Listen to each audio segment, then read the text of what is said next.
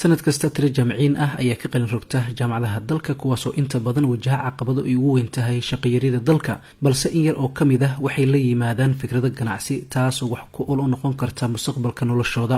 fikirkan waxaa iska lahaa dhalinyarta wax xamar wax ku baratay ayaa fikirkan iska lahaa iyo asaaskaba shirkadan markii ay hal qolo lagu bilaabay iyo dhowr shaqaale maanta waxay maraysaa xarumo kala duwan ay leedahay shaqaale 500 ka badan oo ay rangaraysaa way leedahay.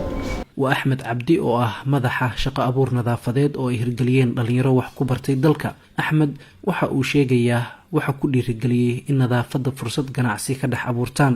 marka sababta ugu dhiirigelisay waxay ahayd inaan maadaama aan dhalinyartiinahay wadankeena aan joogno intii aan dawlad ama cid kale shaqo ka sugi lahayn in aan ku shaqo abuurano oo ay tahay wax qof walba ay tahay inuu ku fikiro intuu qof sugi lahaa asaga inuu noqdo qofka wax sameeyo oo wax laga sugo. hawshan waxay shaqo abuur u noqotay dhalinyaro isugu jirta kuwa wax bartay iyo in kale oo muruqmaal ah sida uu inala wadaagayo Axmed Cabdi. dhalinyartu aad uga faa'iideystaa meeshan dhalinyaro oo inta badan ka faa'iideysto haddii dhalinyarta muruqmaalka sida qolooyinka nadaafadda ka shaqeeyo iyo haddii qolooyinka wax soo bartay oo xafiisyada iyo hawlahaas ka shaqeeyo waxaa si siman uga faa'iideysta shaqooyinka nadaafadeed hablo iyo inamo. mid ka mid ah gabdhaha firfircoon ee shaqadan waa Xuriye Cabdisalaan. waxaan qaabilsanahay shaqada nadaafadda qaybta waxaan u qaabilsanahay supervisor deegan dhowr waxay aniga iyo kuwa kale waxay noqotay fursad. marka laga yimaado howlahooda gaarka ah waxa uu si dheer inay si mutadawacnimo ah ugu shaqeeyaan meelaha danta guud iyo goobaha ay ka dhalan karaan khataraha caafimaad sida meelaha biyo fariisidka ah. tani waa ubuucda in lagu dhalisay sameynta warbixintan.